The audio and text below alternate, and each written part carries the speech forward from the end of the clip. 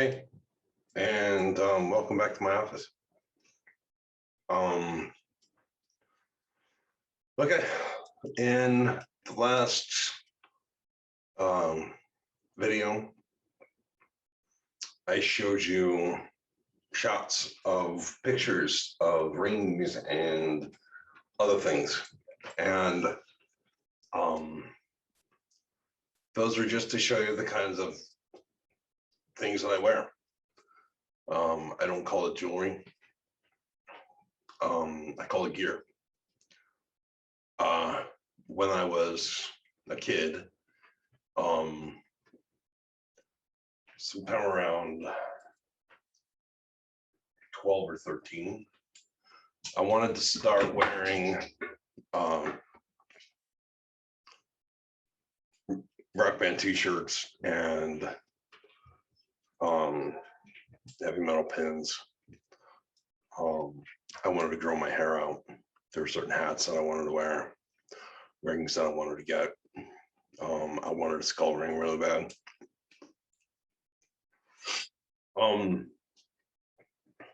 And my mother refused to let me. She had a image of what she wanted her son to be, and it did not involve him expressing himself with his appearance. Set me back, made it hard for me to find the people that I wanted to be hanging out with. And when you find yourself in a situation like high school where your main job is to find your tribe, and you're not allowed to express yourself in any way, things get difficult. My mother liked solids. She liked shirts that were solids. And the most controversial shirt she ever let me wear was a Coca-Cola shirt. Some of you might know that I don't drink Coca-Cola.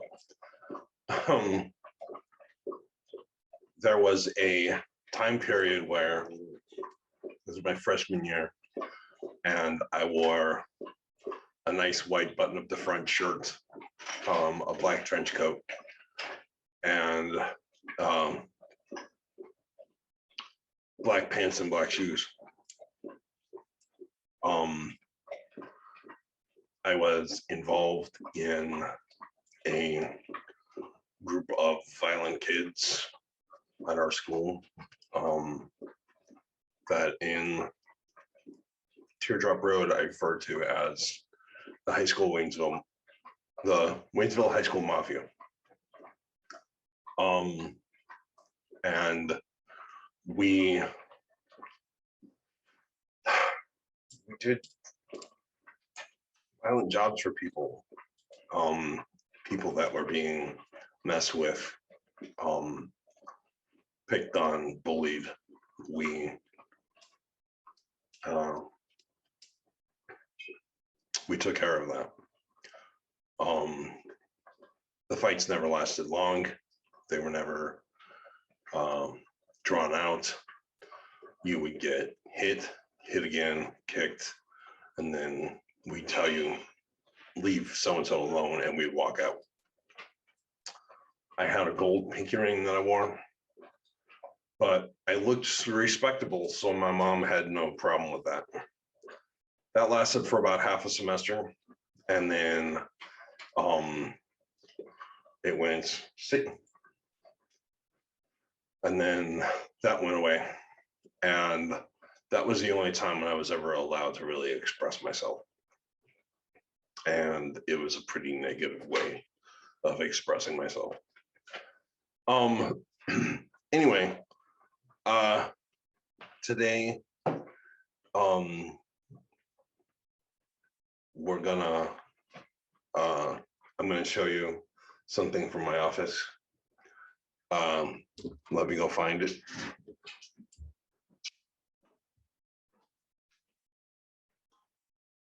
You've seen some pictures,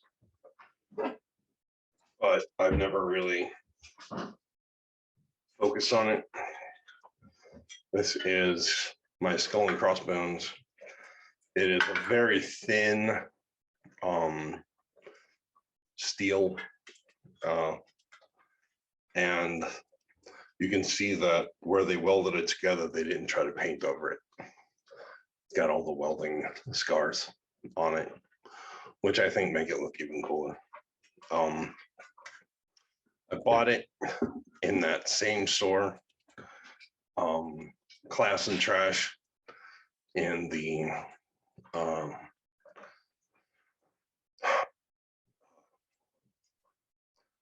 tourist town of Duck. And Sadie, there's nothing in that bowl. She likes to eat her food bowl for hours after there's been food in it. Will you? Anyway, okay. So this is what I'm showing you today. And I'm going to leave it here so you can look at it. It's very cool. It was fairly cheap, and I wouldn't change a thing about it. Okay, so today we're gonna discuss, I'm gonna read to you some stuff about a dog. I'm gonna read to you about Catherine.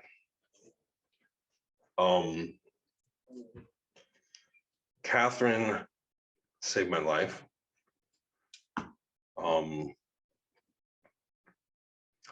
She is the only reason that I'm still alive. You're going to find out about that in here. So let me find it for you. I'm going to read a couple things for you, like I've been doing in the last couple of videos. Let me find it for you, and we will we'll go from there. Okay. I'll be right back. Don't go anywhere. I'll be back. I'll be gone for a very long time. Don't go anywhere. Oh, you stuck around. Cool. Okay. This takes place in Normal Street. It takes place in 2003. Although it was going on from 2001 until 2003. We're going to call it 2003. It's called Undeniable. Rose loved servant for the obedience that he showed her and what he could give her. Her marriage with Mumble was loveless and frigid, and servant gave her arms to wrap around herself and a soul to make her feel special. Do you love the way we made him feel about himself when we made a hero out of him in Dungeons and Dragons games? He loved artists for the stories he told. Loved Shadow for his cuss and his stomp. It all made for an unpredictable array of sounds and feelings that was intriguing to Dee. There were times when Dee was addicted to us, times when he was not, but we filled the void in his life. Ames wanted artist and guardian to make her feel safe and loved.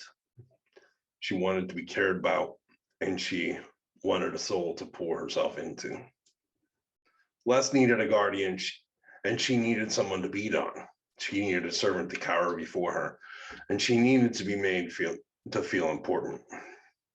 Simon was along for the drama and the need we had for her. She wanted to be our savior. She wanted to feel burdened. She needed for her life to be packed with variety and passion. Job needed to save someone. Chanel needed to feel as though she was saving something. Beckham just wanted her lover back. When we were going through the worst of the therapy, everyone wanted something. Everyone had always wanted something. They had taken in Lance and they had asked for more.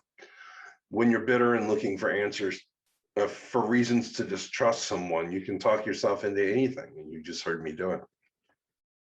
I was all these things to these people, but to all of them, I was also more. However, when you don't trust the world and you feel comforted by hate, you look at everyone and search for their motives. Everyone wants something from you. Everyone is keeping you around for their own purposes. When you look for it, it is all you can see. They all had their motives for loving me. They all wanted something from me. If I couldn't give it to them, they would be gone. Back then, I could explain why everyone did everything they did, but I could never explain her. There was no making sense of the motives of the only true love I was capable of feeling at the time. There was no explaining Catherine. You want more, and I'll give it. But for now, let's tap into a few things. Let's tap out a few things. When Normal Street exploded and my suicide attempt hit me, I had no one to talk to and no one to count on, except her. She was short. We had expected bigger. She was sleek, black and tan with a white spot on her chest and a long, elegant nose. Her tail was a bit furry, just enough to show a wild side. And her focus was absolute. It was pinpoint. She loved me and would let no one get in the way of that.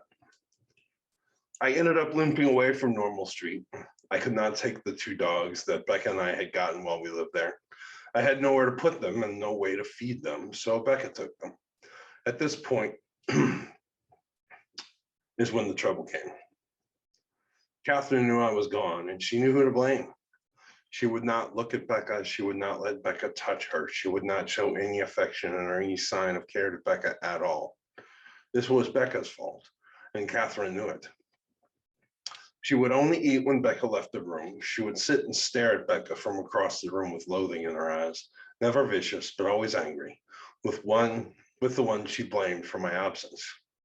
Catherine punished Becca every day for 3 months that we were not in each other's lives. Then one day, after me and Becca became friends again in 2001, she took me back to her house to see the dogs, and Catherine exploded. She ran to me, jumping and whining. She whined and howled. I dropped to the floor and she dropped on me and we both cried. I'd not really never truly known how she felt about me, but here was proof.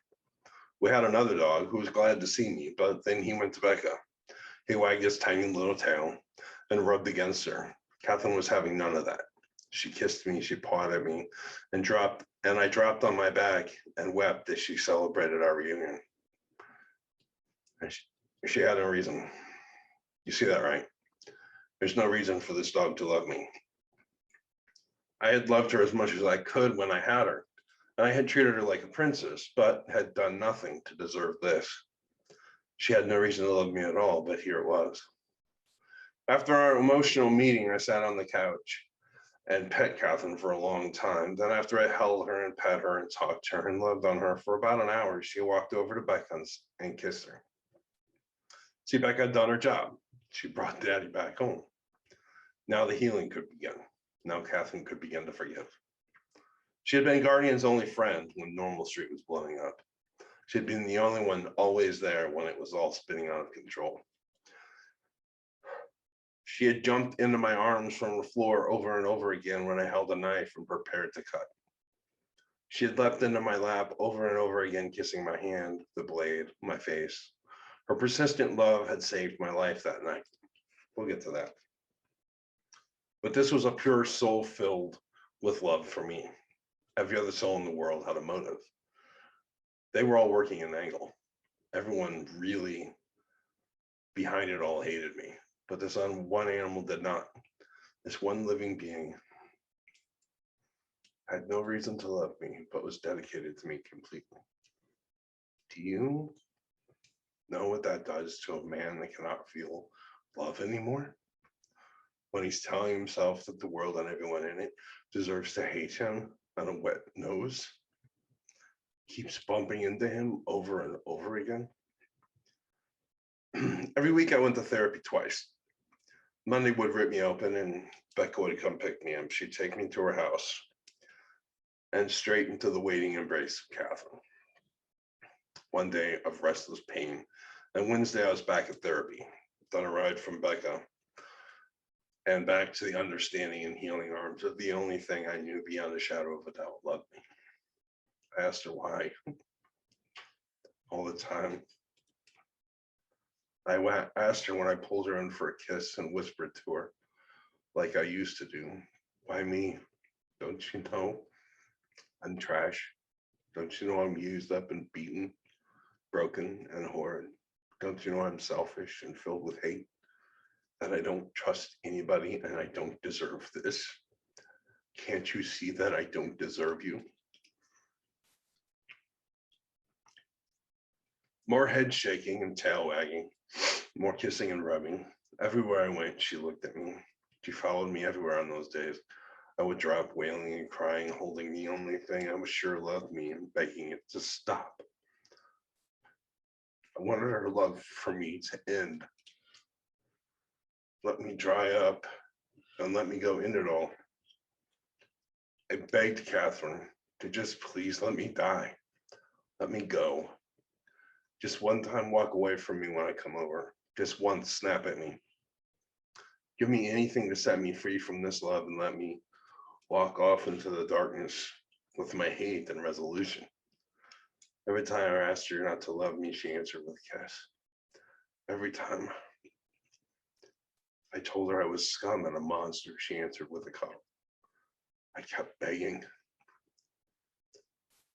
and she kept loving, until one day, after a crippling session of therapy, I came to Becca's house and I walked to the couch.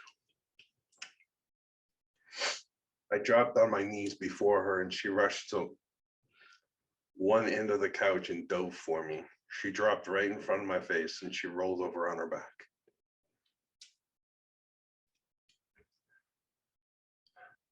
Okay, I get it. Okay, I love you. I know there must be something within me worth saving, I whispered to her. I dropped my face on her belly and I wept. I thanked her and I sobbed. I rubbed my face across her belly and I told her I loved her. I told her thank you. She was so excited she peed in my hair. I was taught I was worth loving by a beautiful animal that died in my arms in 2014. She laid on a steel table riddled with cancer at the age of 14, her eyes filled with love as she stared at me. I propped her head up on my arm and I lowered my eyes to look directly into hers.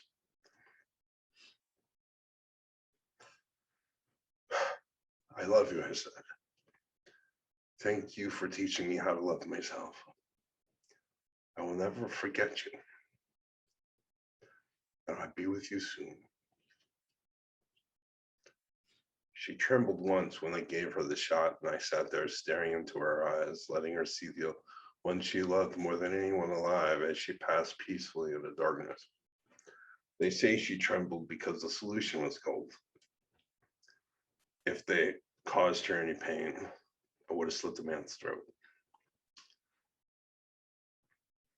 Catherine's gone now, and I'll never be okay with that. I will suffer without her for the rest of my life. My great teacher of self-love is gone. That wound will never close. I've waited every day for the pain to fade, but it never has. To Catherine, I say, thank you. I will always love you. I will see you again, but hopefully not soon. When I get there, I will stay with you forever. Thank you for everything you were. And for everything that came after you. All of this is because of you.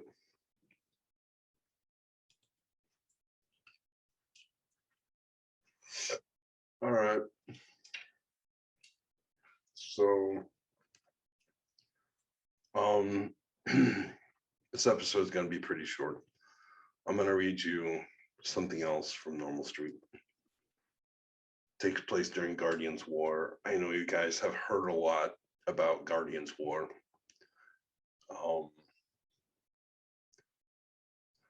I think I'm going to read you 2 chapters that start off Guardians War. just so that you can get an idea of, so you can understand the last chapter I'm going to read you about Catherine. I'm going to show you a couple pictures that I have of her.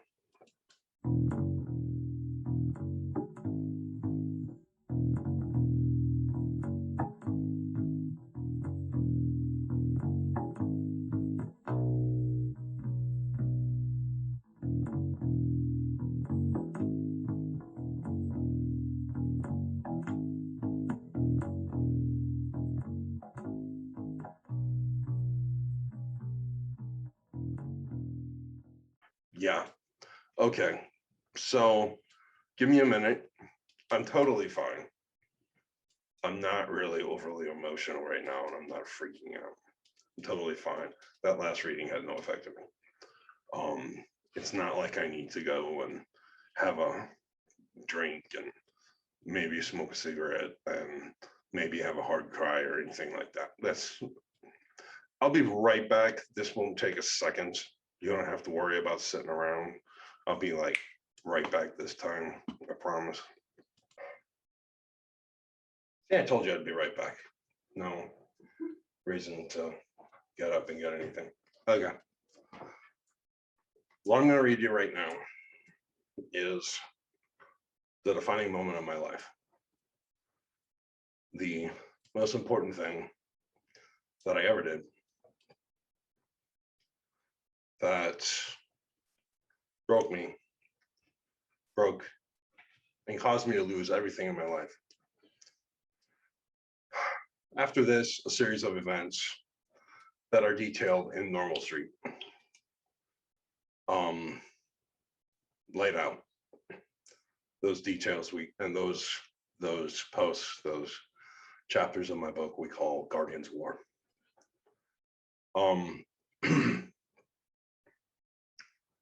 Now,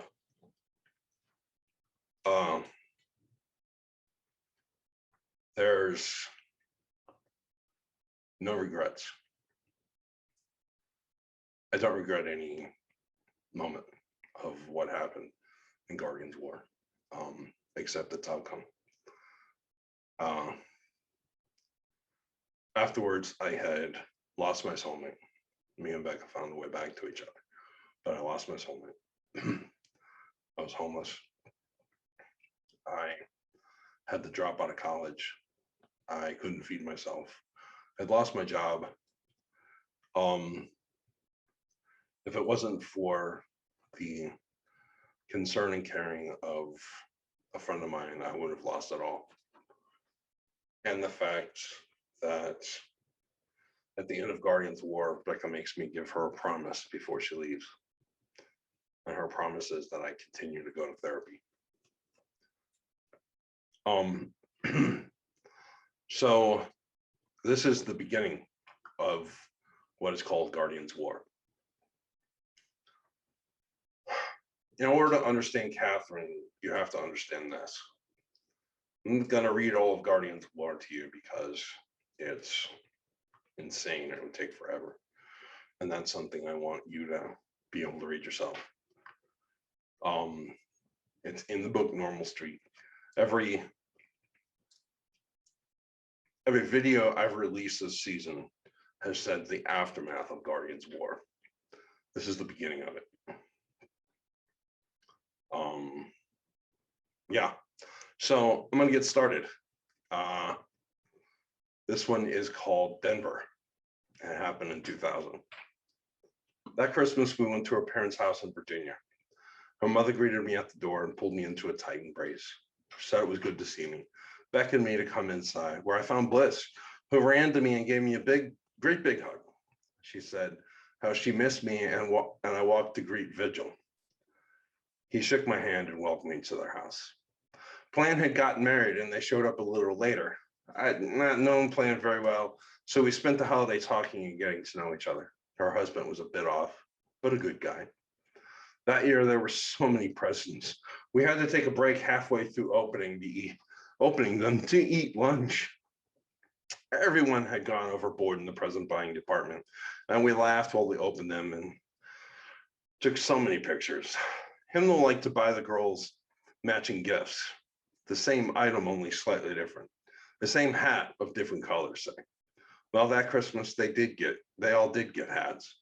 And I grabbed Becca's and threw it on. Plan's husband grabbed Plan's, and on Vigil grabbed, and Plan's husband pulled Plan's on, and Vigil grabbed Bliss's. There's a picture somewhere of the three of us wearing these very girly hats, leaning close and laughing. It was my favorite moment from my favorite family memory of that age. When it was time to leave, I wanted to stay. I didn't want to go back to my place on Normal Street in Johnson. I didn't want to go back to school or Springfield. I didn't want to see Rose or Mumble. All I wanted was to stay with those people and celebrate. I didn't know it was all a facade. I didn't know they had all decided I was not the right guy for Becca. They were all going to spend the next year doing everything they could to tear us apart.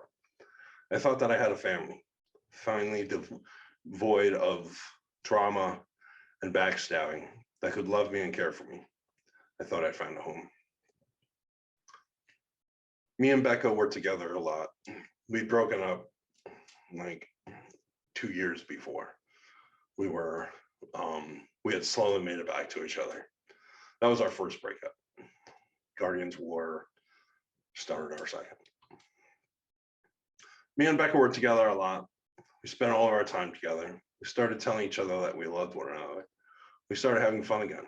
There was a string of marriages among our friends and relatives that year, and we went to all of them.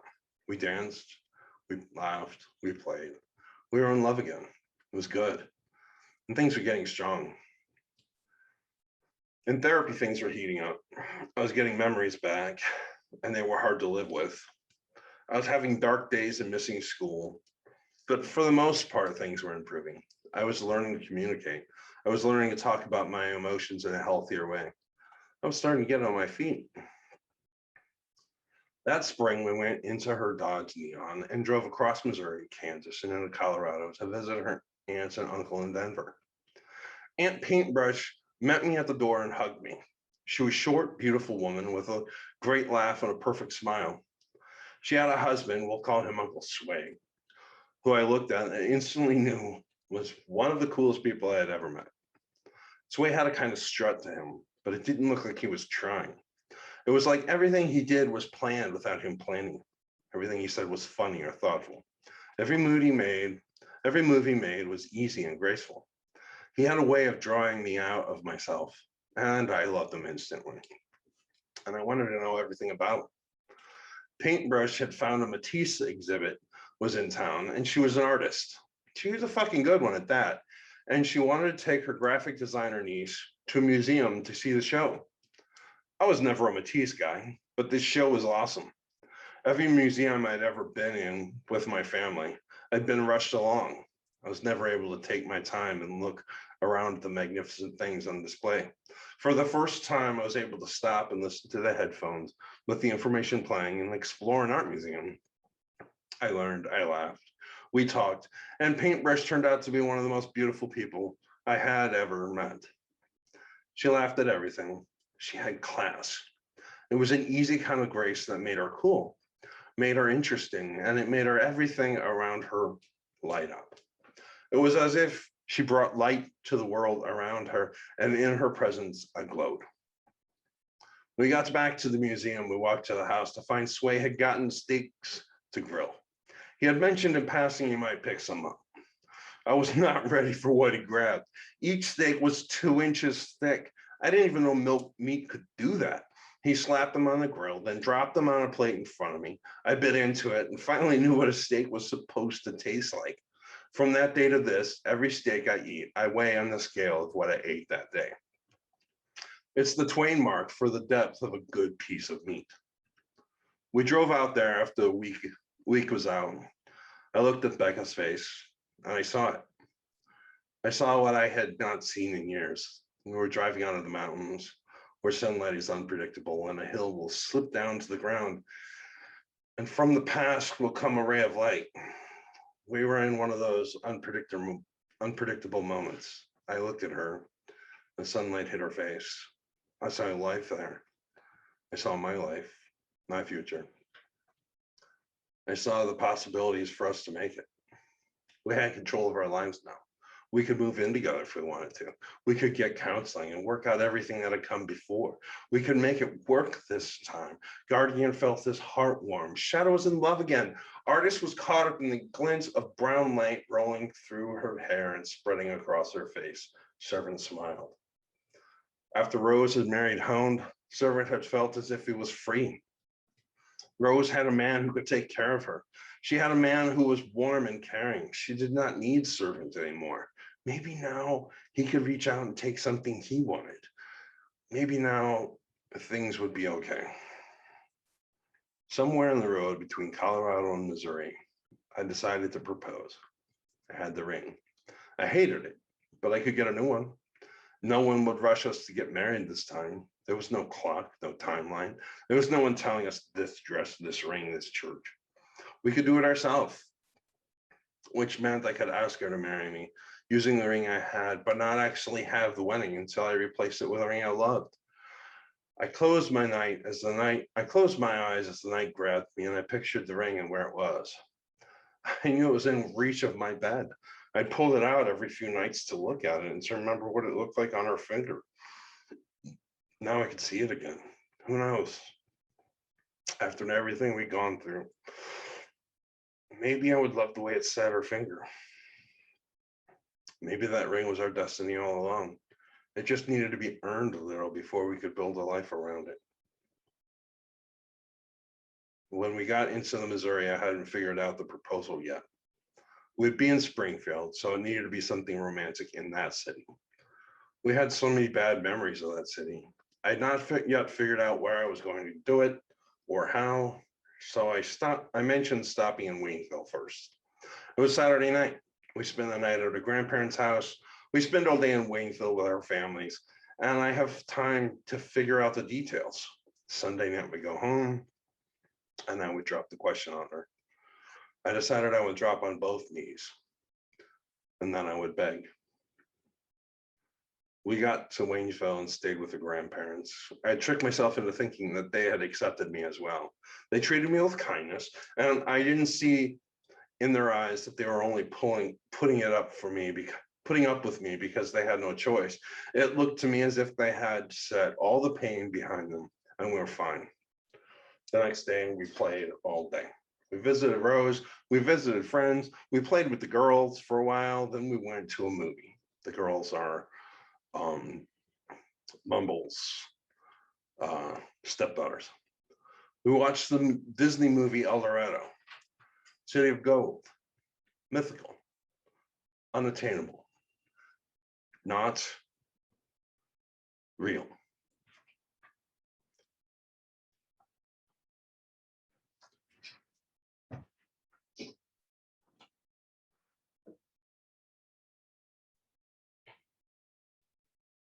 Thank you for helping me find Guardians more.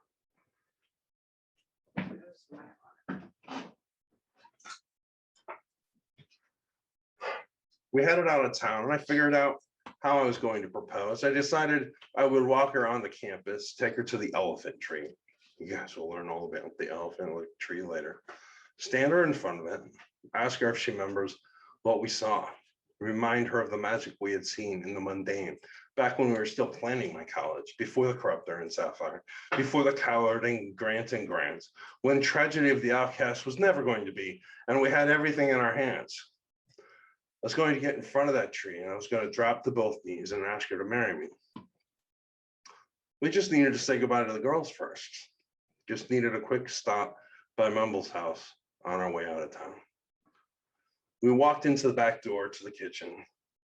Horde was stomping out of it. She pointed at me. Maybe you can talk to your other son about it and see what he thinks, she snapped.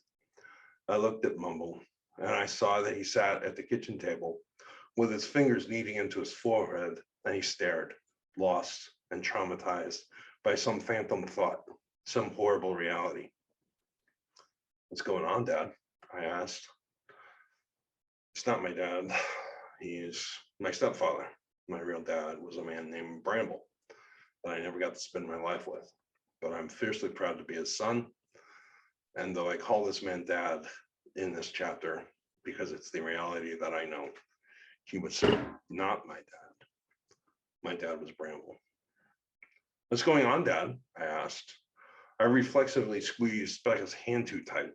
She pulled it away painfully and I stepped forward. What happened? I need to talk to you alone, Mumble said. I nodded to Becca. Go check on the girls, I said. Becca nodded and left the kitchen. I sat across from Mumble and I looked him in the eye. What is going on? I can't. You can tell me anything. You can tell me everything. Just talk to me. I will help you. And that right there is where it all broke. The girls say that Grasp is my stepbrother, my younger stepbrother, has been touching them and making them do things, Mumble said. Bad things. Did you hear it? Did you hear my future drop from my hands and shatter on the floor? I heard the moment he said it, right then. I knew it didn't matter if I knew exactly where the ring was or not. I knew it didn't matter how much fun we had at Christmas or what our next spring break would look like.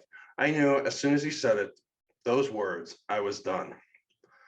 I just don't know what to do, Mumble said. See, he's a weak man.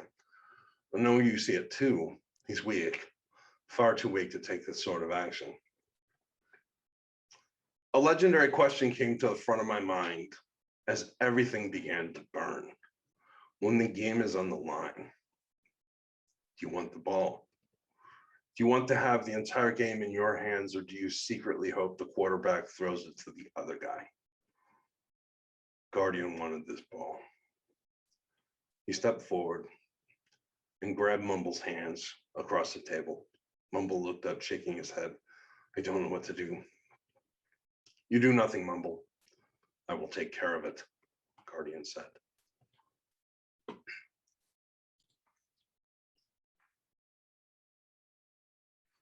This chapter is called The Heat. It takes place in 2000.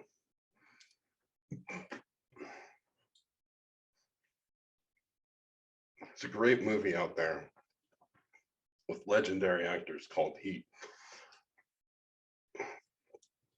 It has Robert De Niro and Al Pacino and about 24 other brilliant people in it. When I think about this moment in my life, a quote from that movie always rushes to me. Bobby De Niro and Al Pacino are sitting at dinner. Bobby's an elite thief who takes down huge scores. Al, a detective who heads a squad that breaks guys like this. They're talking about Al's failing marriage when Bobby looks across the table at him and says, he was talking to this big-time thief long ago who said, don't have anything in your life that I cannot walk out on in 30 seconds flat. If you smell the heat coming around the corner, he adds, that is the discipline.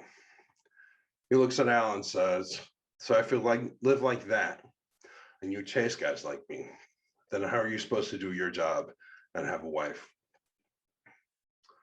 The same thing applies here. When Guardian is looking across the table at Mumble, and Mumble is telling him that Grasp is molesting Guardian's little sisters, he drops everything. The Heat is walking around the corner. Guardian walks away from it all. Becca is gone now. No proposal, no life with her. He wants nothing from her unless it's a back to set his against. School is nothing now. He has to keep up his grades so he can keep financial aid coming in, so he can support himself, so he can fight this fight. All hopes of graduation are gone. He's walked away from that. Friends, gone. He has no friends until he sees who he can count on and who he can't. If any of them, even for a scant second, give any of the slightest hesitation, he can't use them. Friends, he has none. All he has now are allies and enemies. Hope. He walked away from it. There's no surviving this. The fight, no matter where it's going to take him, will kill him. No way a suicidal abuse survivor walks away from a fight like this. This is what will kill him. We have no hope except to keep these kids safe. After that, it's over. With all love, friends, hope, and school, shrugged off. He can think. Everything becomes clear. Everything lights up. He's formed a plan before he breaks eye contact with Mumble. He can't do it in front of Mumble. He gets up and starts to stand. He gets up and Mumble starts to stand. Guardian points at him. You stay here. He does not stop to see if Mumble listens. He either obeys or is made to obey. Guardian steps into the living room where the little girls are playing with Becca. He looks at her, then points upstairs. Take them upstairs. I need the living room. Becca smiles at the girls. Everyone upstairs are tickles, she screams. All three girls run. Then Becca turns to me. Everything okay? The world is burning down, Guardian said. What happened? Not now. What are we going to do? Right there. Listen to it again. What are we going to do? She didn't say, what are you going to do? She said, what are we going to do? She looks scared. Guardian can't use that. He has to get that away from him. I'm getting a can of gas. Guardian motions to the store.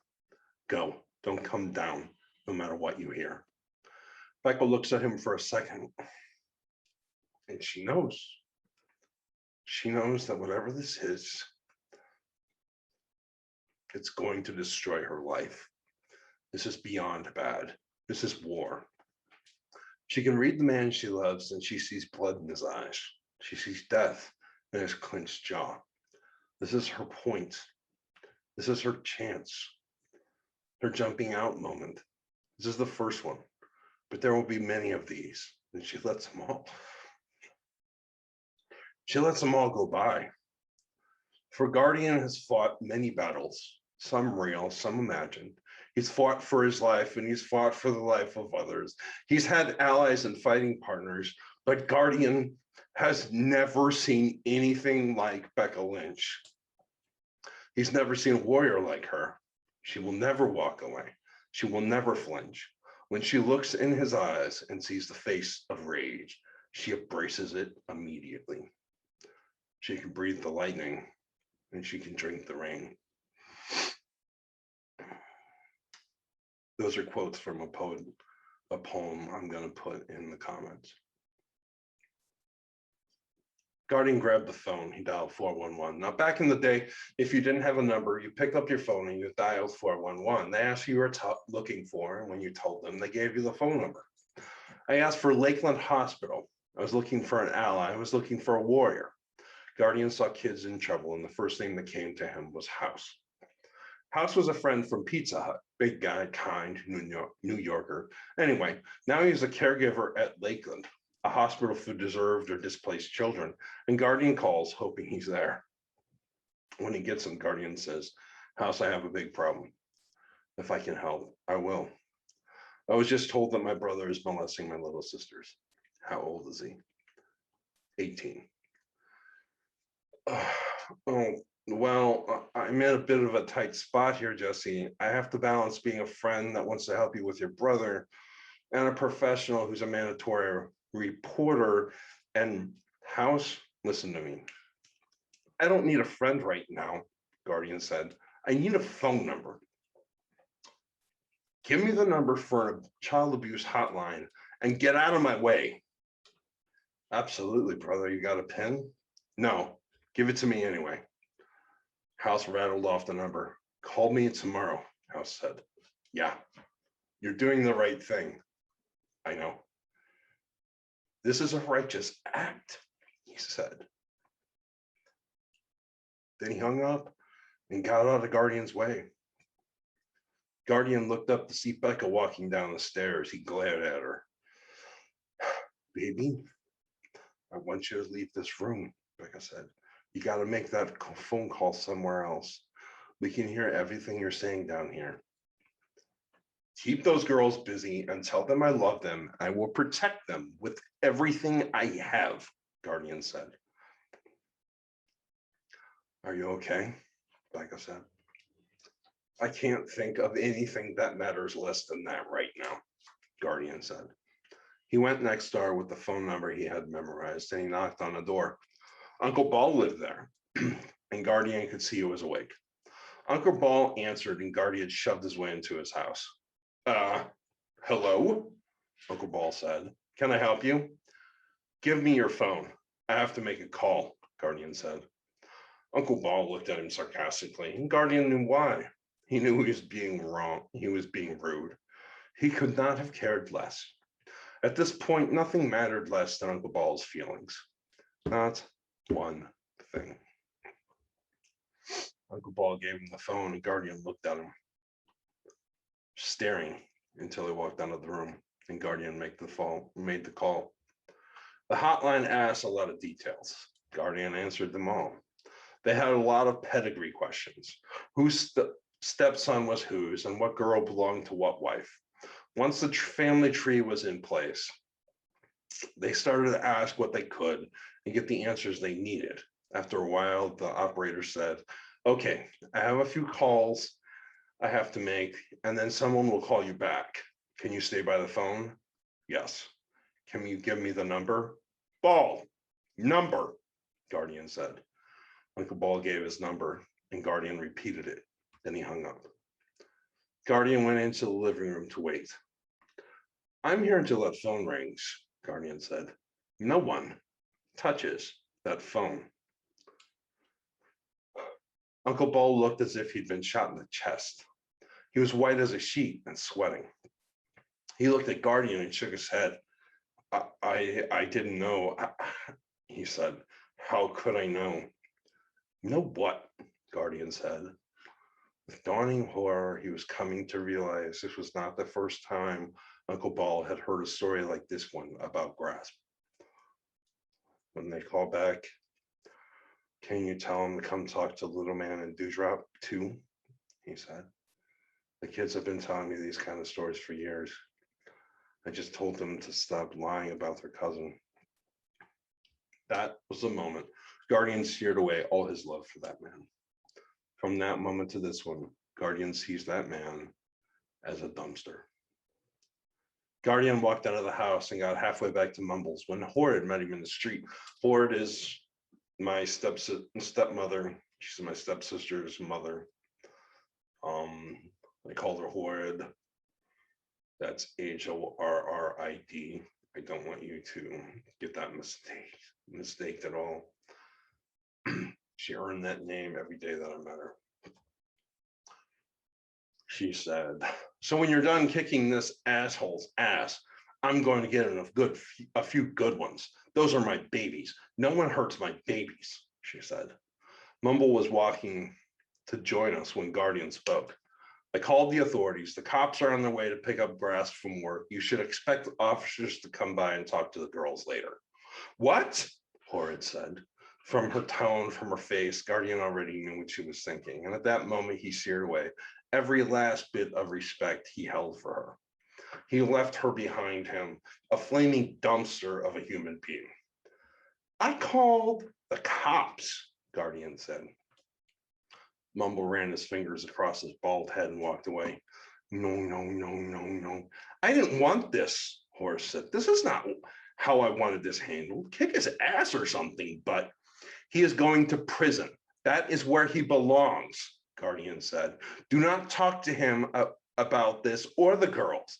If you talk to them about what he did to them, you will tamper with their statements. They have to be interviewed by professionals who will not ask leading questions. This was a mistake, Horrid said. She threw her arms in the air. This has gone too far. This has not gone far enough, Guardian shouted. Horrid was not the kind of woman to be yelled at by anything, but she fell silent that night. This goes to the end. The boy gets thrown to the hounds in prison, and those girls are never touched by him again. Get your head in this and stay the fuck out of my way. Guardian stomped for the house. He walked upstairs to find the girls sitting in a circle playing with their Barbies. They jumped to their feet and rushed him. Guardian hugged them. He kissed all three of them on the head and he turned their faces to his.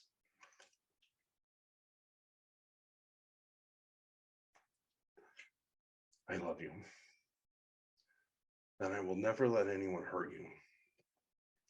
If you need me, call me. I will be there. And please never doubt this. I would rip my own heart out if it would keep you safe. No one hurts you and lives. They kissed him, they hugged him, and they told him they loved him.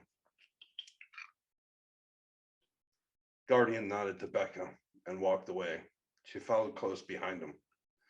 Smear created an image as they walked out of the house of the treads they left behind them blazing to pure white fire. When Guardian got as far as the car, Horde yelled, "Where are you going?" He backed out of the yard and he yelled, "To start another fire." He drove, this time headed for Rose. "Are you with me?" he asked.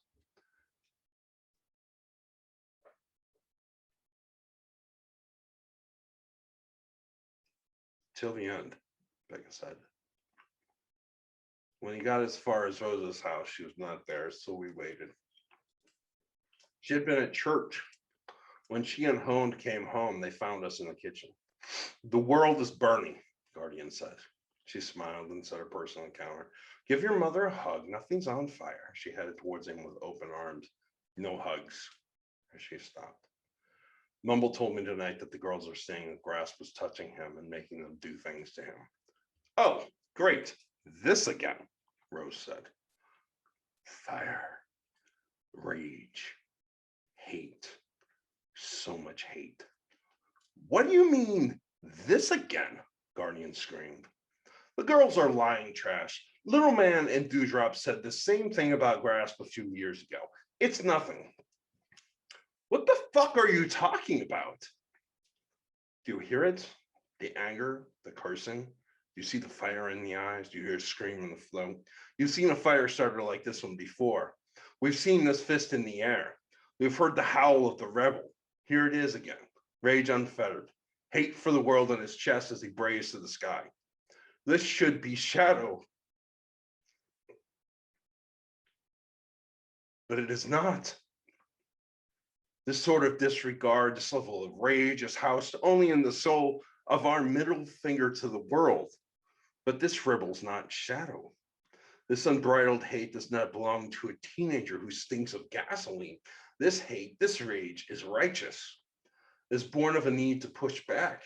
This is the howl of Guardian, who has been lied to. See, long ago, a promise was made to Guardian.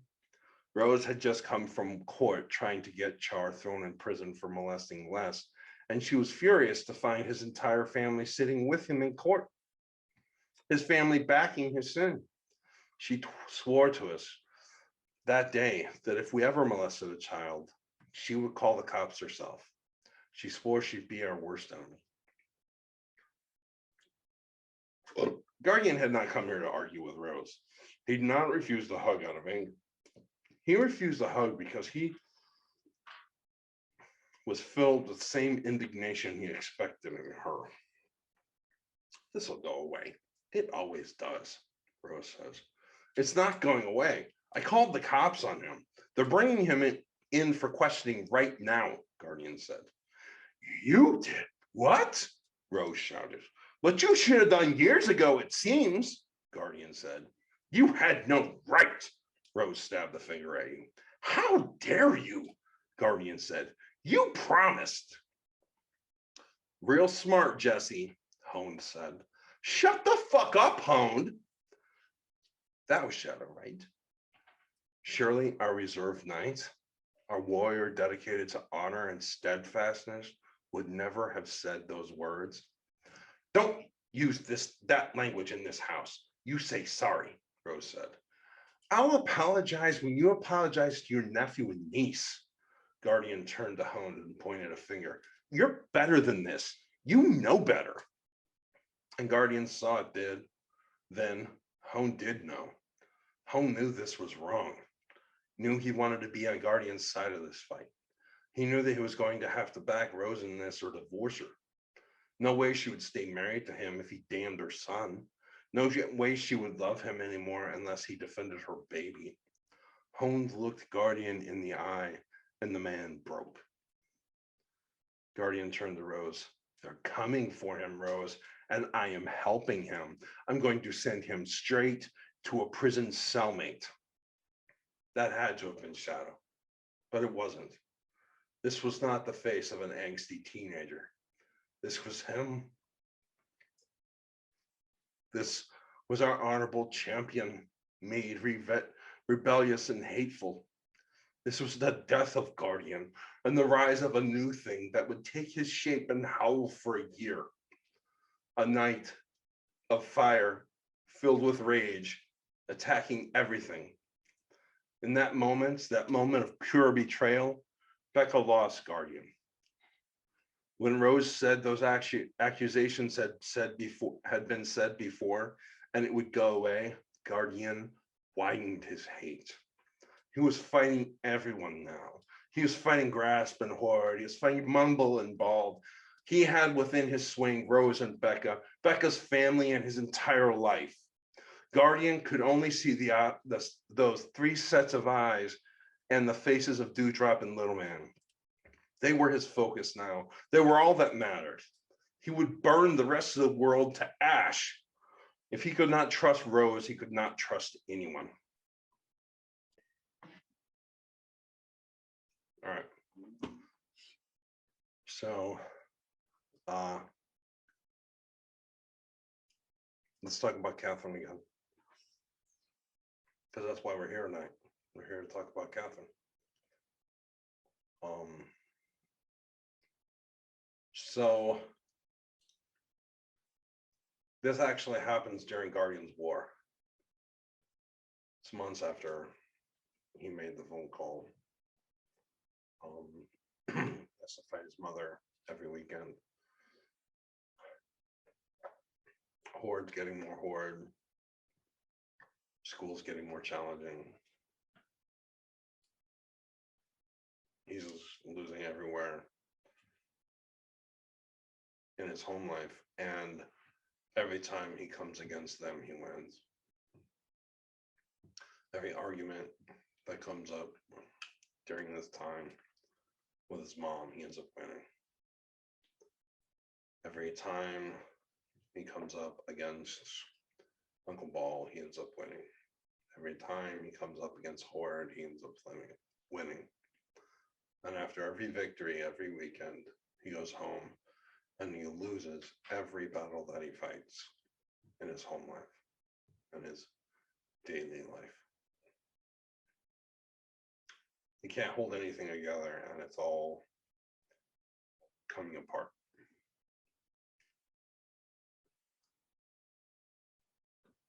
Making love to Becca is cold. Kissing her tastes like ash. He can't focus on anything but the war. He can't handle anything that's being handed to him in his life. But when those girls call, when they have a need, he's always there. When somebody comes to question what he's doing, he can always face it. Guardian never lost a battle. Not once did he lose a battle against them. But winning at home was just too much for him. So this is how Catherine came into his life. I am going to pause for just a second because I hear motion outside my door, and I'm wondering if one of my kids is looking for me, and I don't want to bust in the door while I'm talking about this. So something about needing a snack and pizza roll. Anyway, Guardian's falling apart. It's all falling apart. His home life is hell. His life on the battlefield is all victory. And here we come. Love in a box. This is the year 2000. There's a thing that happens when fate comes to you. Often it's not what you expected or even desired. When I went out to visit Mumble at work that day, and I was talking to him about how I was failing my classes, he interrupted me to say, "Do you want a dog?" I looked at him confused. What? What? A dog? Do you want one? We have two, and I think we're going to keep one of them, but we can't keep them both. And I was just wondering if you wanted one. My first thought was, no, I don't want a dog. I don't want a dog at all. I want a father figure who listens when I'm telling him about horrible things happening in my life. That's what I want. But I brushed that thought away and I looked at him, thinking about how terrible an idea it was for me to get a dog. I could barely feed myself. How was I supposed to feed a dog?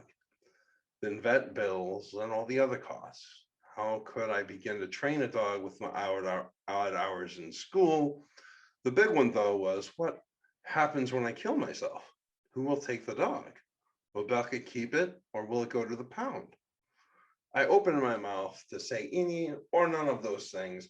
I opened my mouth to say no. It would be irresponsible of me to get a dog right now. I wanted to say that, and I was at war. I didn't need a dog to soften me, but when I opened my mouth, all that came out was, "What kind of dog?" "Well, they're sisters. One is a rat, the other's a pit bull," he said. I'm going to go ahead and skip over how idiotic that comment was and move on. Which one are you going to keep? If he said he was keeping the rat, I was out. I have nothing against pit bulls, but they're not my kind of dog. But Rottweilers have always been drawn to me. I remembered Caesar and Chops. I remember the great big rat that the rival gang had brought into the neighborhood, and the fact that it took Caesar and Shy to take it down. I had been fascinated with Rottweilers ever since. I don't know for sure. I'm pretty sure I want the pit bull, but that is what Horde wants. I don't know. We haven't decided yet. Either way, we'll be keeping it for a while. You don't know anything about dogs, and I want to get it trained real good before I give it to you. Girl or boy? I asked. Why was I getting excited? This was a bad idea. Girls. They're both girls. I think I want the pit. You can tell they're sisters for sure. They have the same blood, but one is a pit and one is a rot. I'm not sure which one I'll keep. Either way, I better hold on to it for you until it's trained real good. Where did you get them? He named off one of his employees. She was driving on the road and the car in front of her threw a box out the window. She pulled over to see what was in it and she saw two dogs. I wanted this dog. I just had to sell Becca on the idea. I went to his house later that day with Becca beside me, and we walked in and looked at the dog for the first time. Everything about her was wrong, except she had one white spot on her chest. It was a splattering of color. Looked like somebody had dropped a paintbrush on her heart. And the moment I saw her, I loved her. We found out they were calling her Ginger. Ginger was the name of our dog growing up. Mumble already had a dog named Ginger. Why he would name another one the same name, I had no idea. I would not have it, and I walked away with my mind building and rebuilding names. She was tiny, maybe 6 weeks old. She was gentle, and she squirmed a lot. Becca fell in love the moment she saw her, and we walked out, having agreed to take her. Mumble would keep her for 3 months, then give her to us. The first thing, we bought a book. We wanted to know as much as we could about owning a dog. Wanted to find a way to raise it well. We knew that rots could be dangerous if not trained right, and we wanted to make sure we didn't fuck this up. This was me and Becca's first child, in a sense. The first creature that we would take care of and live with together. So we learned as much as we could. Everywhere we drove, she read to me. We learned that there was a lot to know about dog training and handling, and everything we read said to get it as early as possible and train it from the moment you get it. Becca called her parents and told them we were getting a rot. Her parents went crazy. Rottweilers, they said, were bred to kill people. They were monstrous and dangerous. They were killers, and Himmel did not want one in the family. Becca assured her they were mistaken. She said, no dog breed was bred to kill people, that any dog was dangerous if raised to be. She said a lot of things that made a lot of sense, but her parents were not at all listening. He's making you get a dangerous dog and you're just going to let him. What if this animal attacks you? Hymnal said. What if it attacks your father? She demanded to talk to me, and Becca handed me the phone. She wants to talk to you. Don't let her yell at you, Becca said. She looked worried. She hasn't changed my mind. Hello? You're going to bring a killer into my daughter's home? Hymnal said. This dog will not be a killer. They are bred to kill, Jesse. That might not bother you, but it does bother us, Hymnal said. What if this dog kills my grandchildren? It won't. How can you be so sure? You don't know. It very well may be a killer, she said. I'm not coming to that house if there's a Rottweiler in it. I just won't. I can't believe you would even take a chance like this. Even taking a chance with a dangerous dog is foolish. Foolish. This is not a dangerous dog. It's a puppy, a very cute, very loving puppy that needs a home. I have a home and it's welcome in it. This dog is going to happen. Well, Plan will not come to your house, and Bliss will not come to your house, and it will not be welcome in my house for sure, Hymnal said.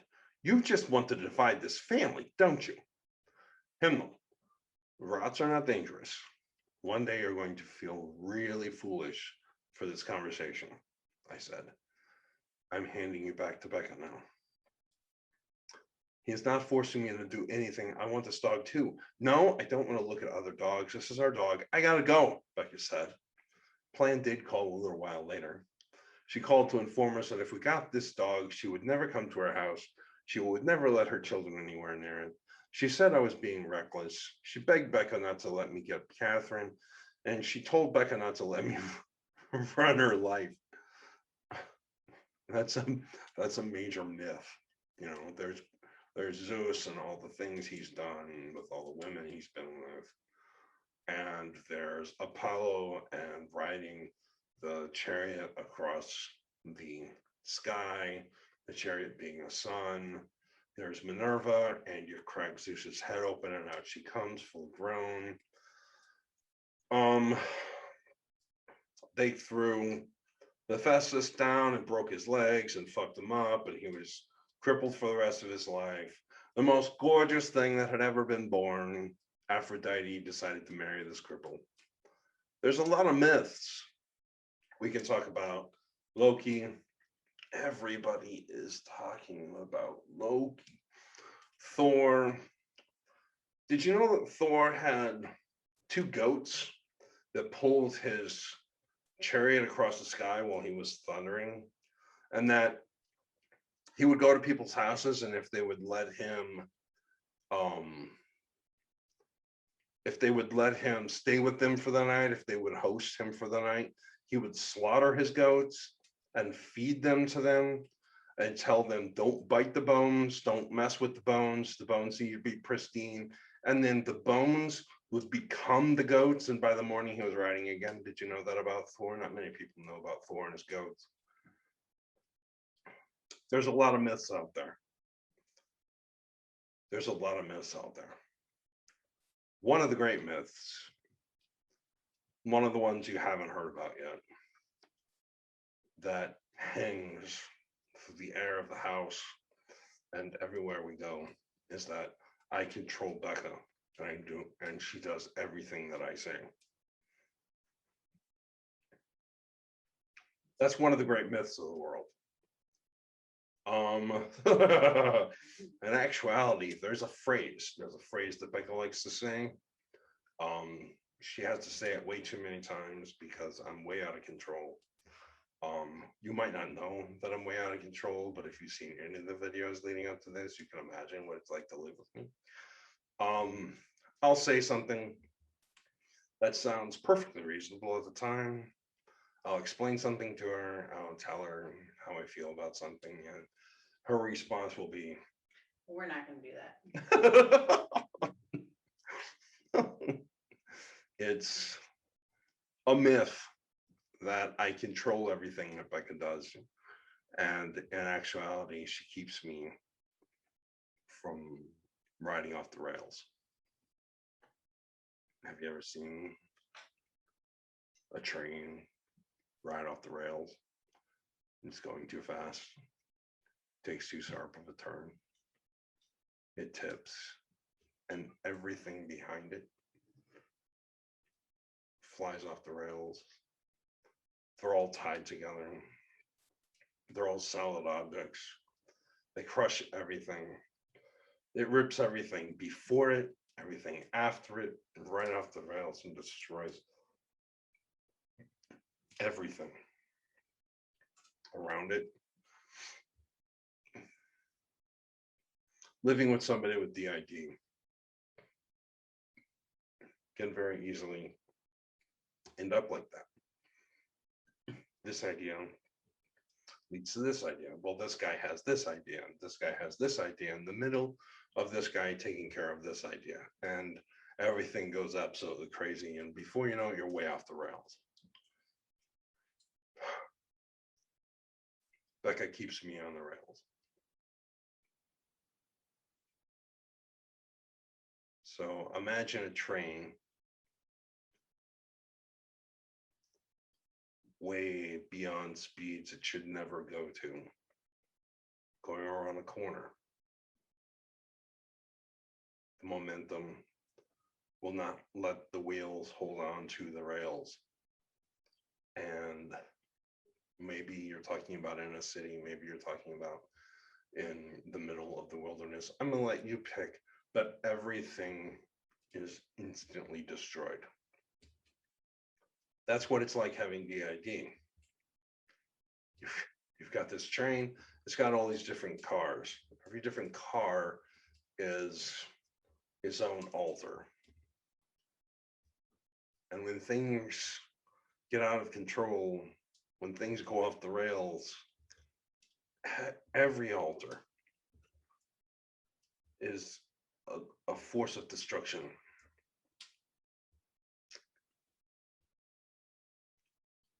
But when I start to show signs of going off the rails, she says, We're not gonna do that. and she keeps me in line. If the myth of the Teller house was true, and I really did have complete control of Rebecca, we would not have a house. We would not have kids. Our dogs would be wild animals. And me and her would be going through trash bins looking for old cheeseburgers so that we didn't starve that day.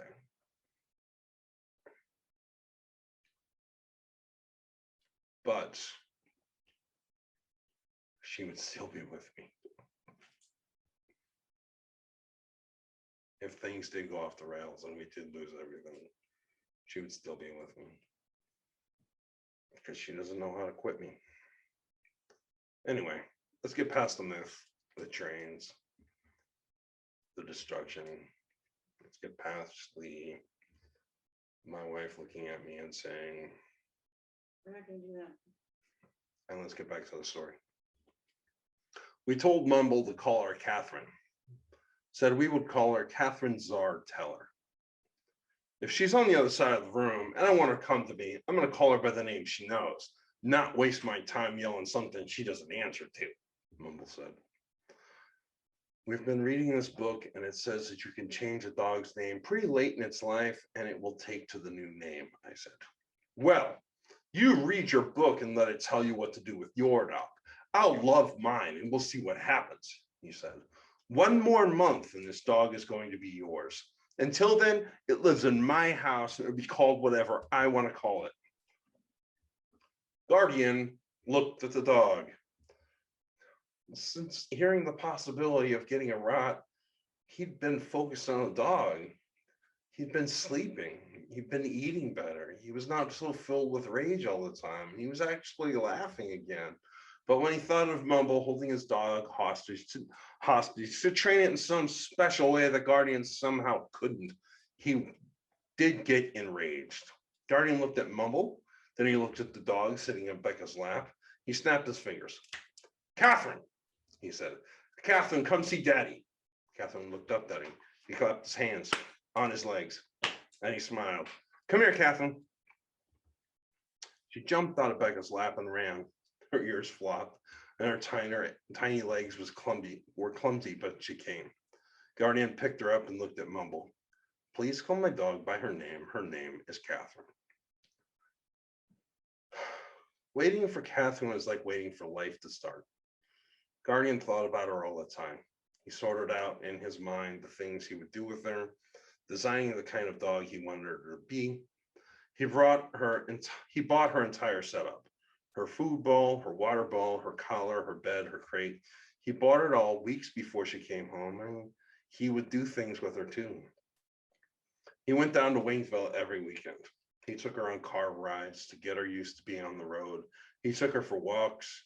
He talked to her and loved on her, and he taught her little tricks. Becca was right by his side the entire time he did all of this. And Guardian began to bond with Becca again. Suddenly, when we made love, we were able to feel her again, to feel how she loved us. We started talking about life beyond again. Catherine sparked hope in us and the future. When Guardian got her home, he took her on a walk through the entire house. He told her about each room and he took her outside. There was no fence on two sides of the yard. He took her on a walk around the perimeter of the entire yard. Every time he took her outside, the two of them walked the perimeter. Every 2 hours, he walked her through the entire house. He would not answer the door until she barked twice. Once she barked twice, he comforted her and calmed her down. Then he took her to the door to visit with whoever had come. Becca was around. Guardian made sure that Catherine was sitting where she could see Becca. When Becca left the room, Guardian would put Catherine in the room with Becca. This dog was brilliant. Within a few days, she was walking the perimeter of the yard by herself, sticking inside the yard, fence or not. Within a few days, she barked twice every time the doorbell rang and there was a knock on the door. Then she visited with whoever came. We took her to obedience training and she was a star instantly. She breathed life back in the Guardian. She made him love again. Not just her, but Becca too. She made him more than just a violent brawler. She never did develop a taste for grandchildren.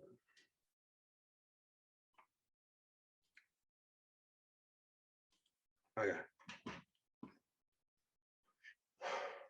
So this has been quite an intense episode. I hope you're still with me. I'm not going to try to say anything pithy, clever. I'm not going to try to say any of that.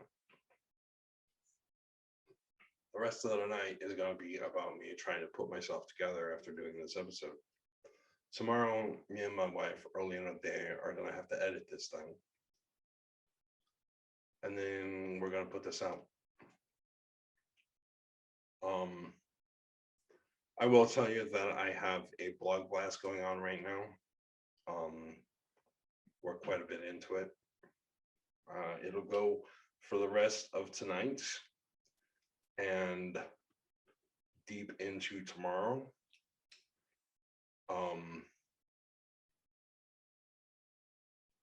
It's about the girls that I dated that trained me to be the man who takes care of his soulmate. The girls that I dated that taught me about love.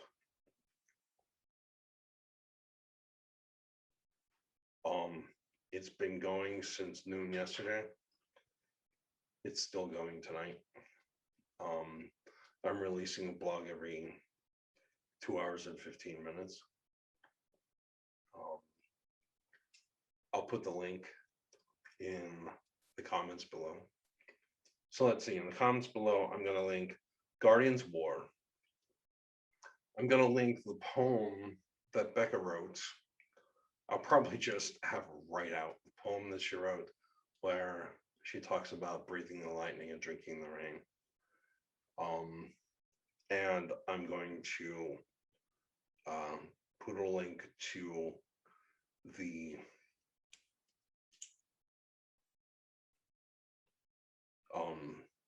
posts that are going on now. The blog blast that I'm doing right now. But that's our episode for the day. I'm gonna shut up. You got other things to do. Do all the things that I would hate to have to say. And thank you for coming to my office. I know tonight was super intense. It was intense to live. It's always intense to go through. Thanks for sticking around.